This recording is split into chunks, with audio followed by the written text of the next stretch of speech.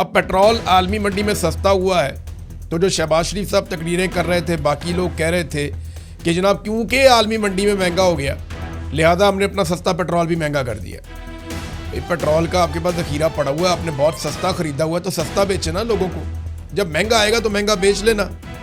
लेकिन यहाँ पे इन्होंने उल्टा काम किया, इन्होंने पुराना ख़रीदा हुआ सस्ता पेट्रोल भी महंगा बेच के मुनाफा कमाना शुरू कर दिया और अब आलमी मंडी में एकदम कीमतें नीचे चलेगी। यानी अब तक $30 से ज़्यादा कीमत नीचे जा चुकी है, $30 से ज़्यादा जा चुकी है और मज़ीद जा रही है। एक रात में कभी इतनी कमी नहीं हुई पेट्रोल की कीमतों में। अब देखना यह कि पाकिस्तान की हुकूमत उसी रफ्तार से कम भी करती है या नहीं करती। अब जैसे बढ़ाने की बेशर्मी की थी, कम भी करें ना, थोड़ी गैरत खाएं, वापस कम करें। नाज़रीन, ये तो होगी जनाब पेट्रोल की बात। फ़ारूक सलीम साहब हैं, सीनियर तज्ज़ियाकार हैं, उन्होंने भी एक पोल खोला। उन्होंने कहा जी 2 महीने की वज़रा ने अपनी तनख्वाहें छोड़ी हैं तो 2 महीने की इनकी तनख्वाहें बनती हैं 2 करोड़ और 50 लाख रुपया, लेकिन जो ईंधन हुकूमत इस्तेमाल करती है उसका जो 2 माह का बिल बनता है वो 19 अरब रुपए का बनता है।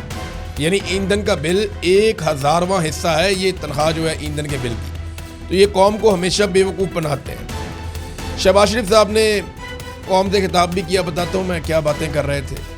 लेकिन एक उन्होंने ट्वीट किया जिसमें शहबाज शरीफ साहब UAE के अंदर 2 पाकिस्तानी जांबक हो गए, शहीद हो गए, और उस पर शहबाज शरीफ साहब ने बताया उनका दिल खून के आंसू रो रहा है और बड़ा लंबा चौड़ा उन्होंने ट्वीट कर दिया।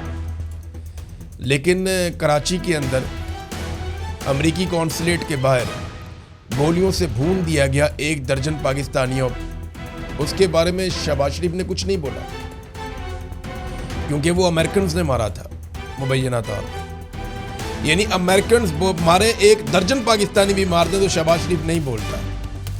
लेकिन UAE के अंदर क्योंकि ये तासुर है कि वो ईरानी हमले में मारे गए हैं तो शहबाज शरीफ बोलता है। यहाँ से आप अंदाज़ा कर लीजिए कि शहबाज शरीफ की नज़र में अमेरिका इम्पॉर्टेंट है या ईरान।